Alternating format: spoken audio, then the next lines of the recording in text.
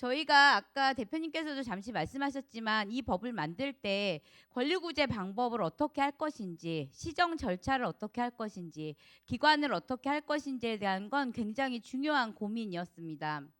왜 그러냐면 저희가 이 법을 만들 당시 국가인권위원회가 이 보편적인 다양한 차별의 범위를 국가인권위원회 법에 따라서 시정 권고하는 걸로 절차가 진행되고 있었습니다.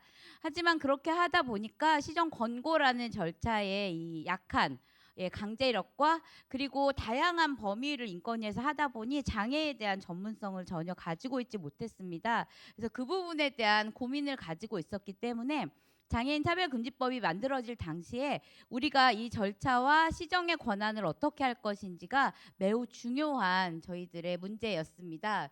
제가 이번 발제를 준비하면서 어떻게 시작을 할까 고민을 하다가 우리가 법 제정 당시에 그러면 권리구제 절차를 어떻게 했었는지를 좀 한번 짚어봐야겠다라는 생각이 들었습니다. 왜 그러냐면 법을 만든 이후에 초안이 나오고 논의하는 과정에서 저희가 장애계가 요구했던 것보다 많은 부분들이 빠져나갔습니다. 이 처음으로 장애인 차별 또 차별에 대한 법을 만드는 우리나라에서 여러 가지 이제 협의의 과정 안에서 원하던 내용들이 특히 권리구제 절차의 과정에서 많이 빠지게 됐습니다. 그래서 초기에 우리가 무엇을 요구했고 어떤 게 받아들였는지를 잠깐 살펴보려고 합니다. 우선 가장 중요했던 것 중에 하나가 장애인 차별금지 및 시정위원회라는 독립기구에 대한 설치입니다. 그 당시에 장애계는 이 노동위원회처럼 장애인 차별과 관련한 독립기구를 설립하고자 했습니다. 그래서 시정 권고나 시정 요구, 시정 명령 등 각종의 절차가 일관성 있게 진행될 수 있도록 하는 독립기구를 설치해서 전문성을 가지고 조사권도 행사하고 권한을 가지고 시정 절차가 이루어지기를 바랬습니다. 하지만 이 당시에 정부는 이 차별 시정 기구, 그러니까 각 이 유형별로 나눠져 있던 차별 시정 기구를 국가인권위원회로 하나로 합치는 작업을 하고 있었습니다. 그리고 이 당시 법을 만들고 있는 장애계에 이 일어나 하는 입장을 반영해 달라는 요구가 있었고 그 과정 안에서 시정 기구는 장애 국가권익위원회로 일어나하고 그 대신 시정 절차는 국가인권위원회하고 죄송합니다.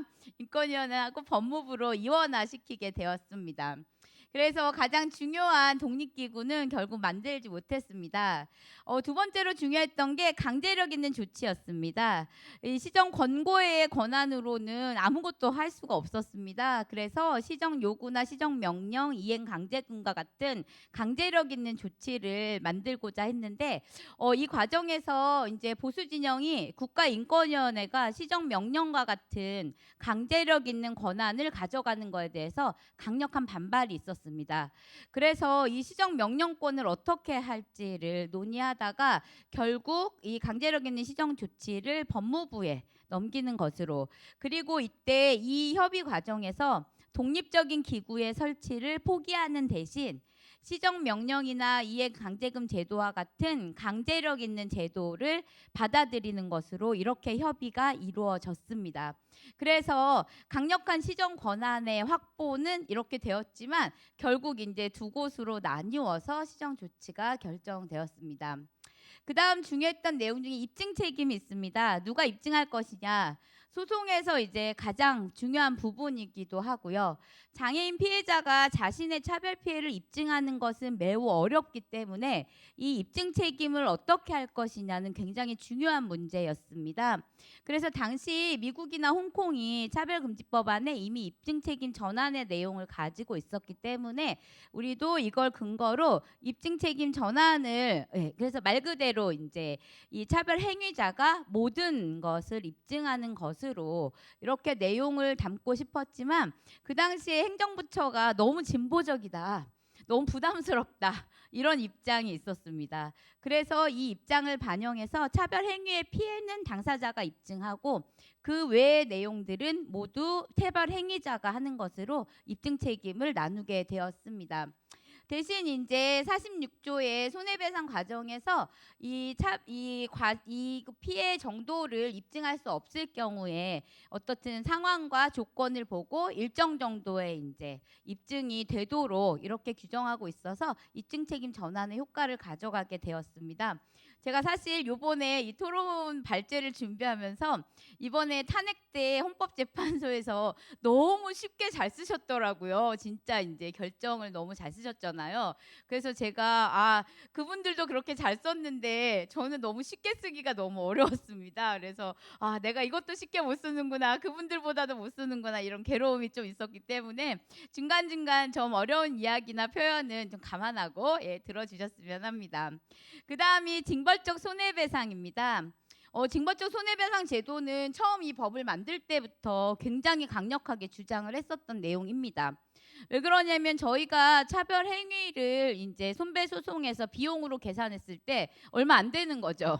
그리고 소송이 진행되는 동안 차별이 하나도 안 없어지고 마다못해 소송이 끝나도 차별이 중단되지가 않는 겁니다. 그래서 벌칙성으로 이 손배소송을 기존 피해 금액의 몇 배를 부과하도록 하는 게 이 징벌적 손해배상입니다. 그래서 손해보다 많은 금액을 물도록 해야, 그래야 차별 행위자들이 행위를 중단하는 걸 선택하지 않을까, 이런 고민이 있었고요.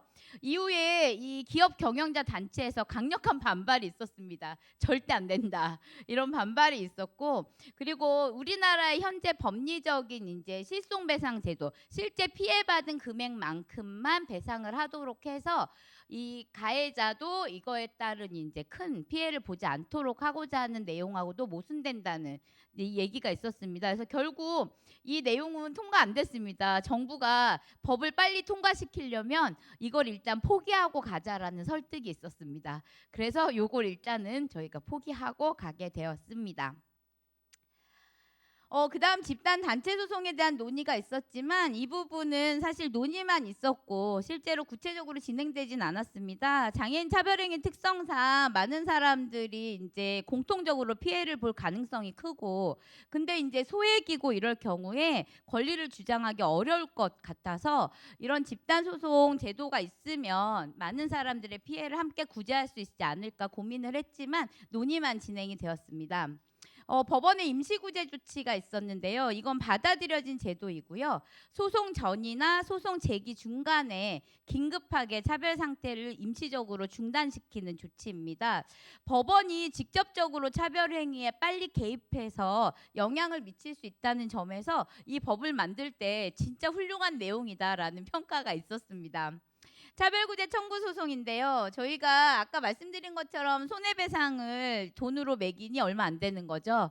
그래서 직접 차별을 구제하는 소송을 하기로 했습니다. 그래서 장애인 차별금지법상 차별행위를 즉시 중단시키는 차별구제에 대한 적극적 조치를 할 수 있도록 하였고, 법원이 실질적으로 이것과 관련해 차별행위를 판단하고 행위의 중단을 진행할 수가 있습니다.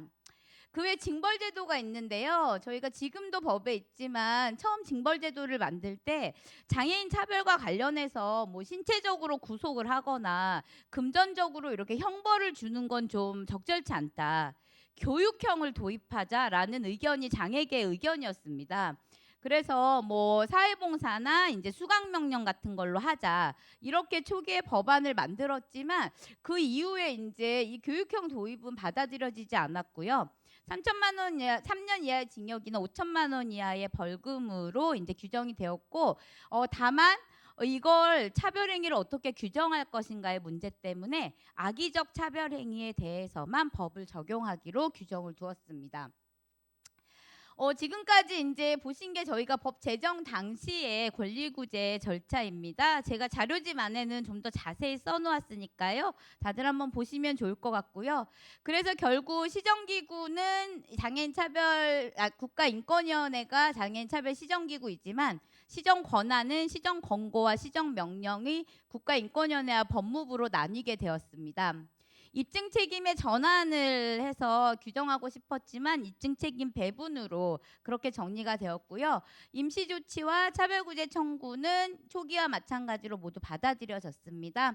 악의적 차별에 대한 형사처벌로 징벌제도도 정리가 되었습니다. 저도 이번에 정리하면서 초기의 내용을 다시 한번 좀 짚어볼 수 있었습니다. 그래서 우리가 많은 이야기를 하면서 이제 법을 만들었죠. 그래서 현재 그러면 이 법의 내용들은 어떻게 적용이 되고 있느냐? 국가인권위원회입니다. 저희 시정 권한과 관련해 시정 권고라는 가장 첫 번째 책임을 지고 있고 장애인 차별 시정 기구입니다. 통계로 우선 살펴보면요. 장애 관련 상담이 657건이었습니다. 38.6%고요. 아까 김예지 의원님이 자료집을 되게 열심히 보셨구나. 이런 생각하면서 깜짝 놀랐습니다. 네.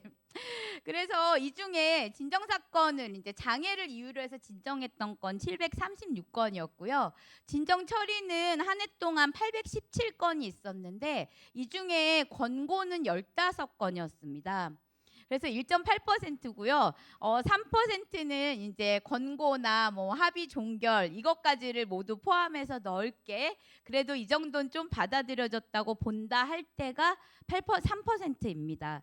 그래서 결국 장애인 100명이 인권위에 진정을 하면 그중에 2~3명만 관련한 결과를 받을 수 있는 상황이고요. 진정 처리는 인용이 될 때 258일, 인용이 안 될 때 152일. 그래서 평균적으로 152일이 걸립니다. 그래서 최소한 6개월이 걸린다고 보고 있습니다. 아주 최소한이요. 예. 시정과 관련해서 결정권을 가진 위원회에 지금 장애인이나 장애 관련한 활동을 했던 사람이 단 한 명도 없습니다. 결국 장애인을 모르는 사람들끼리 이 결정을 하고 있는 거니 어쩌면 인용 결정의 퍼센트가 이렇게 낮은 건 당연한 결과인지도 모릅니다. 사건 처리가 너무 오래 걸립니다. 저희가 진정을 해서 이제 기각 결정이 날 때까지 최소 6개월. 그 다음에 여기에 불복해서 행정심판을 합니다. 그러면 이게 최소 1년. 그리고 결정이 이제 취소된다는 행심 결정을 받고 다시 재조사가 진행이 되면 이게 6개월. 그래서 모두 합치면 얘들이 2년이 넘습니다. 예. 말 그대로 내가 뭘 진정했는지를 잊어버릴 때쯤 결과를 받게 되는 거죠. 진행 중에 차별행위의 중단이나 해소도 어렵습니다. 그리고 이러다 보니 장애 관련 진정사건의 수가 점점 줄어들고 있습니다. 법무부인데요. 제가 사실 법무부는 할 얘기가 없습니다. 오늘 참여도 못하겠다고 처음부터 이 토론회 참석을 거부하셨고요. 저희가 섬유화연실을 통해서 자료 제공을 요청했더니 자기네 회의 몇 번 하셨는지 5년 동안 11번 하셨더라고요. 회의를. 예. 그리고 지금 법 제정된 이후에 시정명령 6건 있었습니다. 예. 2008년에 법이 제정되었죠. 예. 올해 17주년 기념이고요. 이 중에 6건이라고 하면 거의 이 법을 쓰지 않겠다는 내용으로 저희는 보고 있습니다. 그래서 시정명령과 관련해 정보를 다 제공해 줄 수 없다라는 통보를 받고 확인을 했더니 시정명령에 대한 내용이 우편 발송에 대한 내용으로 홈페이지에 써 있어요. 요즘 우편 발송으로 안내하는 곳 없습니다. 예.